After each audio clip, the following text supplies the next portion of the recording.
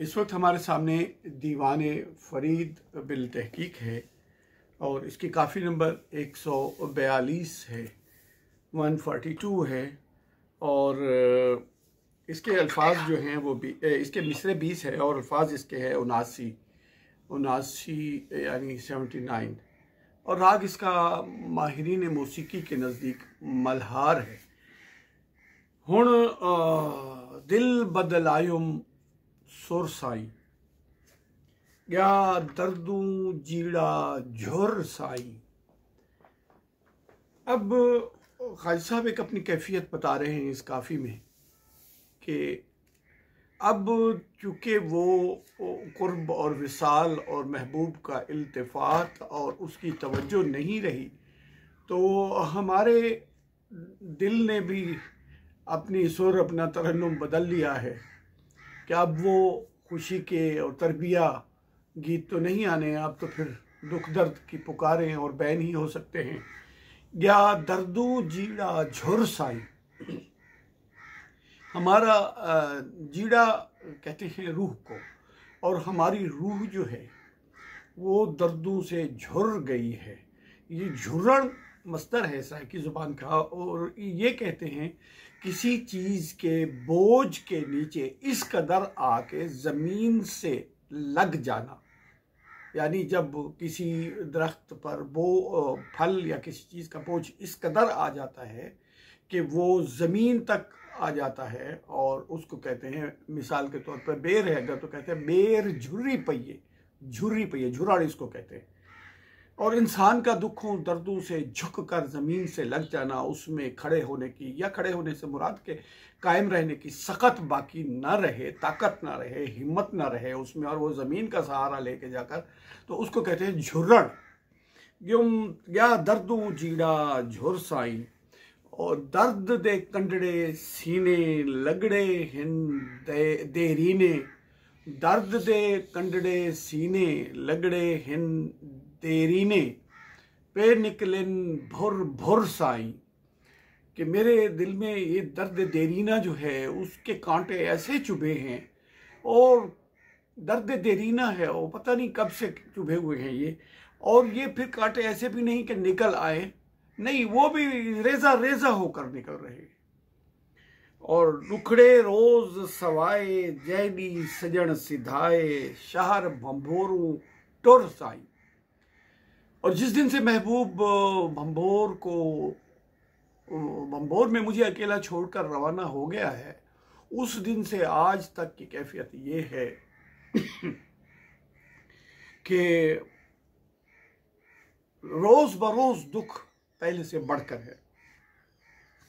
और निहा राती मातम सुख रुख आया सुख वाटम, खुशियां दी थई हुर साई। अब दिन रात एक मातम की कैफियत है, कोई लम्हा चैन और सुकून का नहीं गुजर रहा, और दुख जब से आया है तो सुख वाटम हो गया। ये वाटम पर हम बात करते हैं कि वाटम क्या होता है। वाटम फरार हो जाना। आमतौर पे ये लफ्ज़ पहले बोला जाता था सराइकी में, तो फिर आहिस्ता आहिस्ता जैसे ज़ुबान में मतरुकात होते चले जाते हैं तो आम लोगों ने इसको बोलना छोड़ दिया था शायद, लेकिन ख्वाजा फरीद ने इसको अपनी एक काफ़ी में लाकर अमर कर दिया। फिर नए सिरे से इसका एक अहया होता है कि वाटम का माना होता है फरार हो जाना, या मौके से फरार हो जाना, या चले जाना, जगह छोड़ जाना, इसको कहते हैं वाटम, लेकिन वो भी तेज़ी से। और फिर खुशियाँ दी थई हुर साई, और ये खुशियाँ जो हैं हुर कर गई हैं। हुर क्या करते हैं, एक परिंदों का एक झुंड जिस तरह निकल के कहीं तेजी से, खतरे से या खौफ से या किसी वजह से हुर करके निकलता है, तो इसको कहते। तो आम दवावीन जितने भी हैं उनमें इस पर खुशियाँ दी थई हुर साई, इसको बहुत ही इस तरह से लिखा गया, तो उन्हें कोई शायद सही मतन नहीं मिल रहा था, तो किसी ने पुरसाई कर दिया, किसी ने कुछ और इस तरह से कर दिया। ये कदीम दीवान कलमी जो है उसमें से जो हमें दस्तयाब हुआ वो है खुशियाँ दी थई हुर साई, और खुशियाँ भी परिंदों की तरह निकल भागी। और यार न आवे अखियाँ रो रो हुटियाँ थकियाँ, नीह राती फुर फुर साई। अब महबूब तो आने वाला नहीं है, वो तो आता ही नहीं है, तो आंखें रो रो के हुटियां, हुट्टन एक सराइकी का मसदर है। हुट्टन का मतलब हुट्टन का मतलब है थक जाना, मायूस होके बैठ जाना, हिम्मत बाकी न रहनी, सकत बाकी न बचनी, और इंसान कहे कि अब मेरी बस हो गई, इसको कहते हैं हुट्टन। और आंखें मेरी रो रो के हुट चुकी हैं, थक चुकी हैं।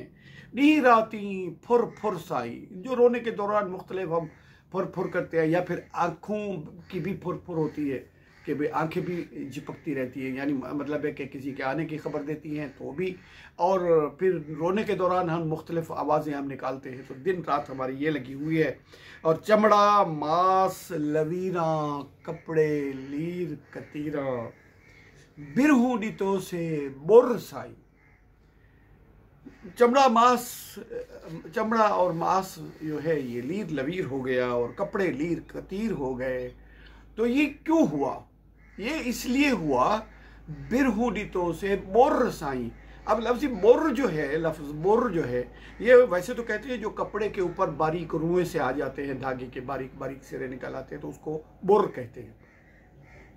लेकिन जब मुहावरे में बोला जाता है कि फला ने इसे बोर दी है, तो बोर का मतलब होता है किसी को अंगेख्त देना, किसी को उकसाना, किसी को उभारना, और किसी को किसी काम पर आमादा कर लाना। और ये भी हो सकता है, और ये भी हो सकता है कि फिर इस पर मजीद इश्क ने हमारे ऊपर और मजीद अंगेख्त दे दी हमें। तो इस तरीके से हम आखिरी शेर की तरफ आते हैं कि सबर फरीद न आवे, घर खावे झर तावे। फरीद सबर तो आ नहीं रहा, घर खाता है अगर मैं यहाँ बैठता हूँ तो मुझे खाने को आता है, काटने को दौड़ता है मेरे पर। घर में कोई दिलचस्पी बाकी नहीं रही, घर तो गोया मेरा दुश्मन बन गया है। तो घर से निकल कर जब मैं झर में जाता हूँ, झर कहते हैं गुंजान जंगल को, जब मैं उस तरफ जाता हूँ तो वो भी मेरे लिए तपिश का बायस है, वो भी मुझे और अजाब में मुब्तला करता है। दिलड़ी की तुम लुर साई। अब ये लुर का लफ्ज़ जो है साइकी में बड़ा खूबसूरत है, और लुर कहते हैं आवारा हो जाना, बेठिकाना हो जाना, कहीं टिक कर ना बैठना, घर बार को तर्क करके। इसके साथ एक और लफ्ज़ भी बोलते हैं मुकम्मल, वो कहते हैं लुर बेर थीवना। और जो है ये दिलड़ी की तुम, और ये किसने किया मेरे साथ, ये किसने किया? नहीं, महबूब ने नहीं किया, उसका कोई कसूर नहीं, उसने कुछ मेरे साथ ज्यादती नहीं की। किसने किया? मेरे दिल ने किया। गोया खाई साहब अपने ऊपर ले रहे हैं कि मेरे दिल ने ही मुझे लुर और बिर कर दिया है। दिलड़ी की तुम लुर साई। इस तरह काफ़ी नंबर 142 इख्तिताम को पहुंचती है।